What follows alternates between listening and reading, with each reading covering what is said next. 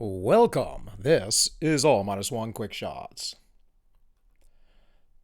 So, folks, today, before we go anywhere, just a little housekeeping, right? Just a little information for you. This is the bottom of my mic. This little plastic piece here broke. This is what was attached to my adjustable little arm there.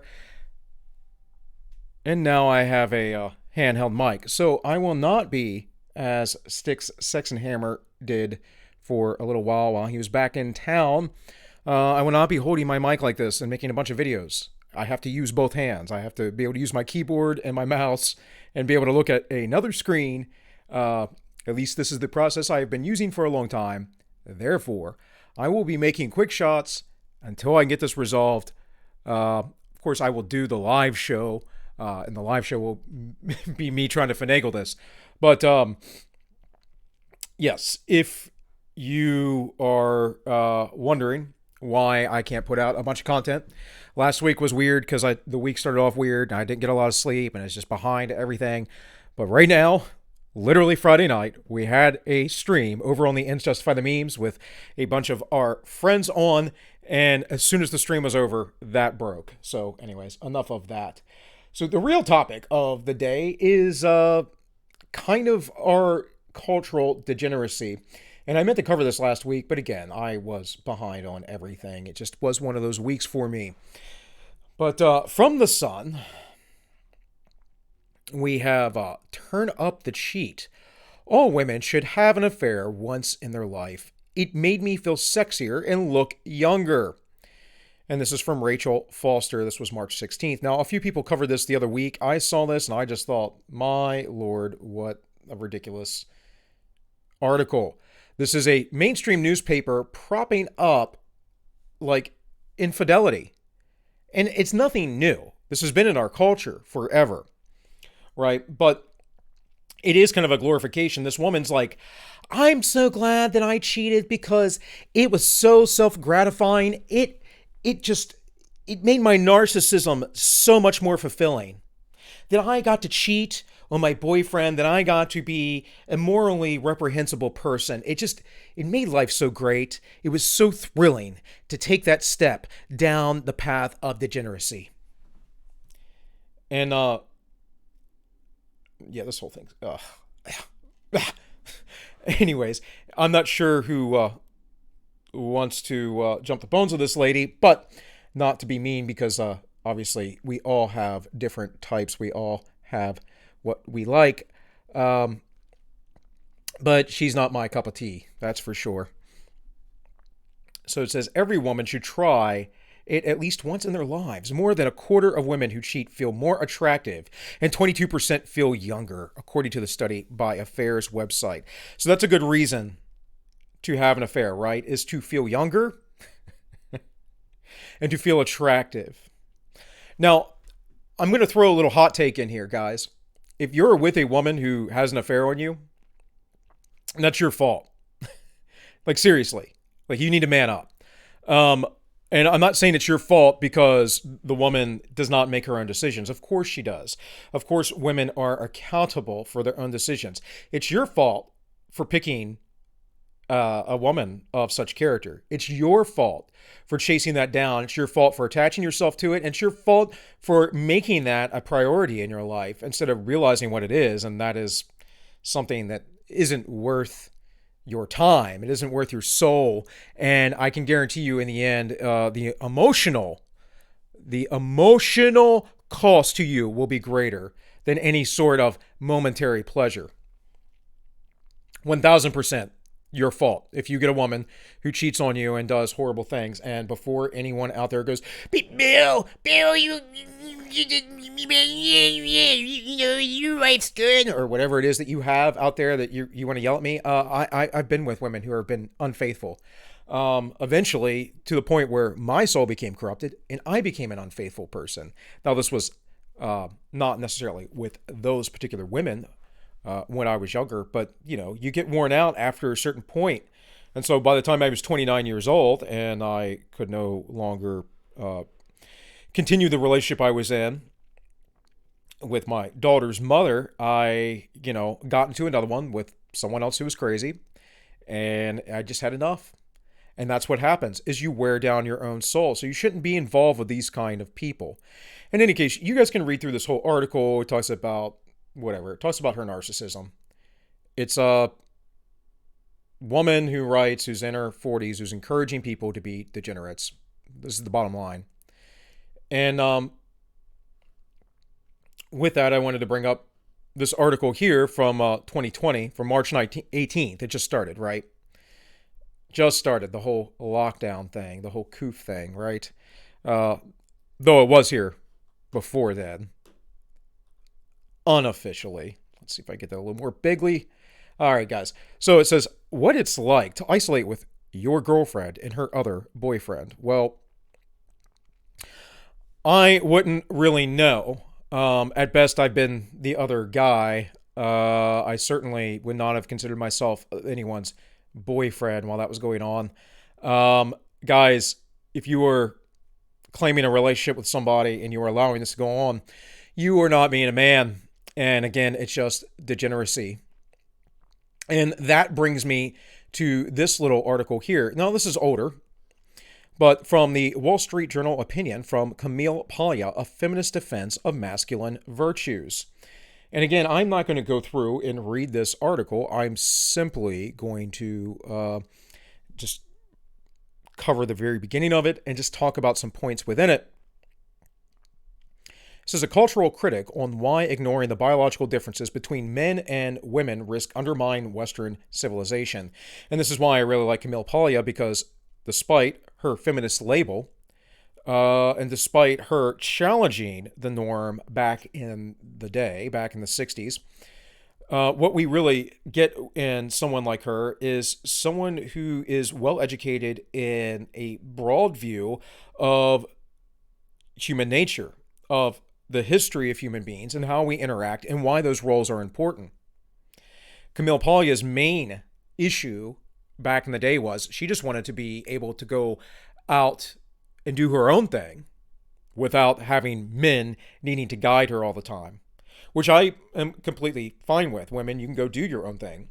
The more you decide to act like men, though, the more society will degenerate. And the more you men decide to be emotional and act like women and not stand your ground and put up with things like this, the more society will degenerate. It is incumbent upon the men to lead us into a better civilization and to not put up with things. Women will only procreate with men who will procreate with them. And there are a ton of soy boys who will go out there and just procreate because, well, gee, they can get free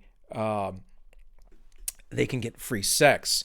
And I understand. I was once a young, horny male. I like sex myself. I think we all do. It is inherently set up to be pleasurable. That way we can, keep propagating the species. It's also meant to make you intimate, like to be connected with an individual while you're over here doing, well, that's another article I meant to bring up here in a minute. But while you're over here sharing sexual partners with your girlfriend's boyfriend or your wife's boyfriend or whatever else you're doing that's weird, you're basically destroying your intimacy with her. And there are studies on this as well, with how many sexual partners that she might have and your level of intimacy. And part of this, guys, is psychological, but it's psychophysiological. It's psychophysiological in that we release oxytocin as a bonding chemical. We release dopamine, a pleasure chemical.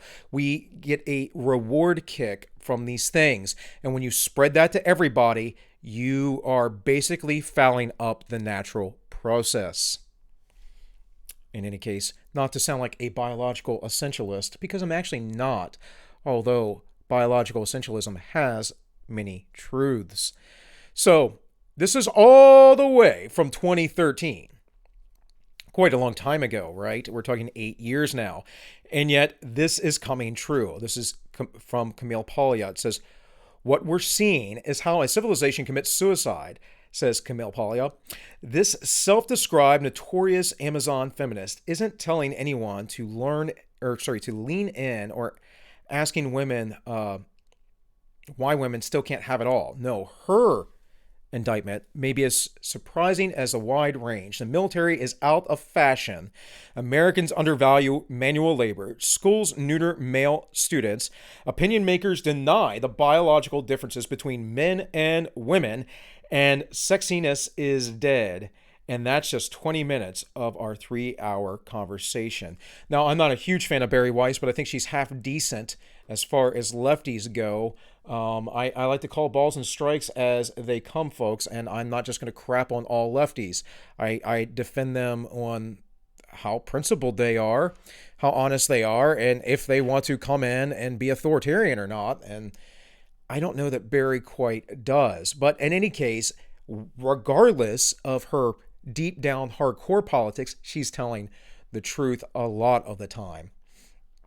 And then we get here from The Atlantic a counter to this from December 2013, and that is Camille Paglia doesn't understand how civilizations commit suicide. In a war-torn nuclear war on the verge of designer bioweapons, the cultural critic is more worried about neutered males.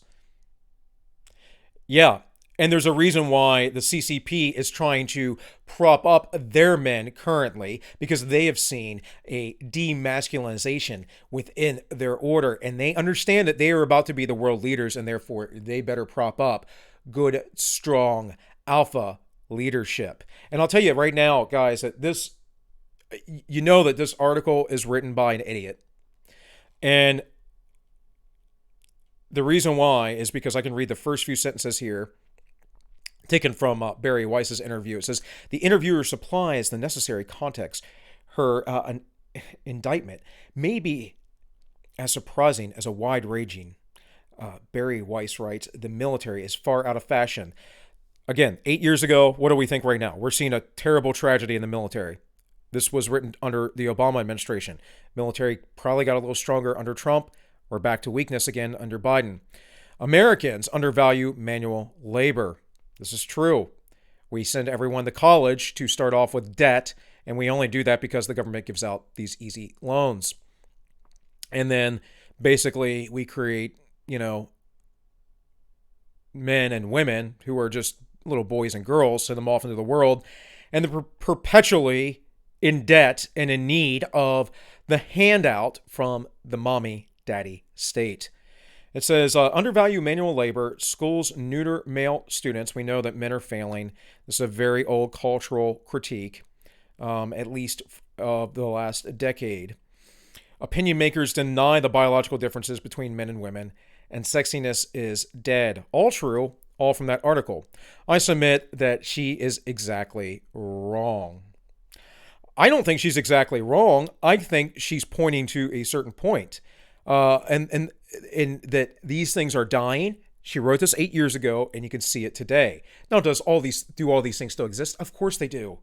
Of course they do. There's always going to be a remnant, folks. There'll always be someone to carry on the torch from the previous generations. But we're talking about in the cultural narrative of power, the institutional narrative. And the institutions are absolutely left. And no matter how much they shriek and cry that they have no power, they have all of the power. Now, they might be hypocrites, they might be disingenuous, but they're the ones pushing these ideals. It says, well, I'd hardly say that the military is out of fashion given its gargantuan budget and esteemed place in the culture. It is my belief that overhauling military virtues is a far greater threat to modern civilization than undervaluing it. Well, at least you're not a complete idiot. And then he's going to go on and talk about, some democidal things. Well, most of that was perpetuated by your leftist viewpoints. Now, wasn't it there, Mr. Atlantic writer? In any case, guys, and without all that, without the protection of men and without the strong male leadership, we also get this. We get the folks who aren't degenerates, who are afraid to go and have weddings like normal people, that they get permission from the government to Kiss the Bride may return after April 12th. Well, guys, it's the 5th right now. So you got a few days before you can go have a real wedding. And I've been to some weddings, and I've known plenty of people to get married here recently, and it's been a very hard time for them. I've had several friends get married, including my co-host on the Ends Justify the Memes, Matt Christensen, who does YouTube, got married this past year during the coup. I had some other friends out in Washington State that we went to go visit, some other in New York State. Lots of people had to deal with all this. And that brings me to this idea that the government in the first place even allows us to get married. Like that has anything to do with the government. But it always will from now on because, the lefties had to take it over with the idea of gay marriage. And instead of fighting for what is right, and that is the government not be involved in something like that, because that is the actual proper stance, that is a religious thing, not a governmental role, we now have these restrictions like this. And of course, this weekend was the Passover and Resurrection, or that is in modern lexicon, Easter Sunday, Resurrection Sunday. And we saw churches invaded by the state and telling them to close down. And of course, one particular former Polish man who was an immigrant here to the U.S. told them to get out, not so politely. In any case, why is all this? Well, that Polish man acted like a man. And everyone else, you're acting like a bunch of children, a bunch of boys. And until men stand up, until men are basically not afraid to speak out, until we do not lead, until we do not get involved with local things with each other. Because guys, I often will tell you, forget the federal government, pay attention to it, of course, right? I'm not saying don't vote in it either, but it's not going to save you from anything. We are on full track into just completely falling apart, and we will balkanize. I will be 1,000% surprised if we don't, and if we don't, it'll be because of the iron fist of the federal government and their military might that we are not allowed to balkanize. It will happen, and the reason why I'm giving the lectures, the lessons I'm giving now, is because when all of that happens, we are going to need strong men, and those strong men are not the kind of strong men that Joseph Stalin are, or Hitler or Mussolini or any of those other people, Pol Pot, Mao. We don't want dictators, folks. We just want strong men to help guide. And right now, what we have are elitists. We do have dictators. We have people who don't care about you. We have folks that don't care about leadership. What they care about is their power and their wealth. And true strong men don't care about power. Power isn't necessarily strength. In fact, I would say the accumulation of power is to an extent some sort of projection of your own shadow, of your fear to not have any power or control over your destiny, right? That gets in a little bit into Jungian psychology. But whenever you see someone who's very loud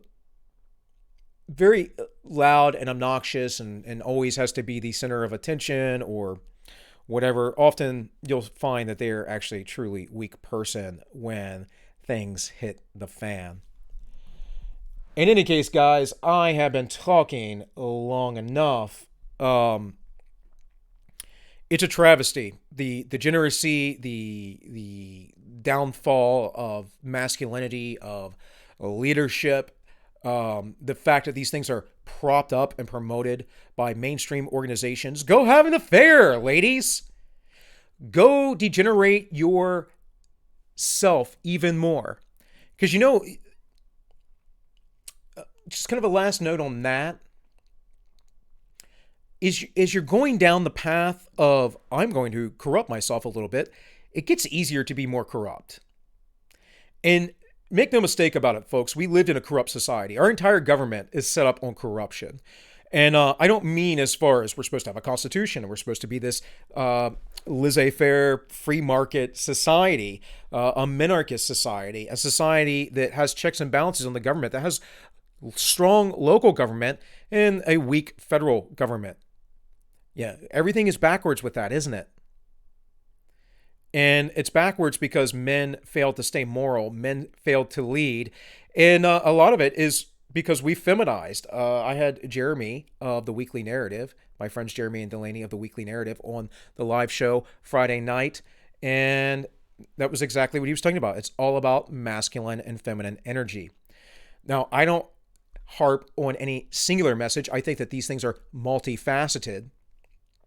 But I think that that is one of the biggest lessons of all of this, is that men are being feminized. This is intentional. Talk about it all the time. And therefore, women are picking up the masculine role, and it is destroying both of us spiritually more than we could ever know, and will bring the entire culture down with it.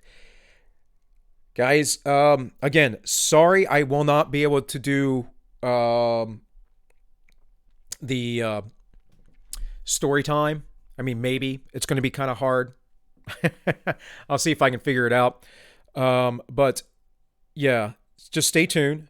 I will keep making content. And if not, I will see you over at the Ends Justify the Memes. Guys, go over, check out the Ends Justify the Memes this Wednesday night, 7 p.m. Eastern. We will be having Brother Augustine there. Brother Augustine is a Reformed occultist, former Freemason, currently part of the Orthodox Church.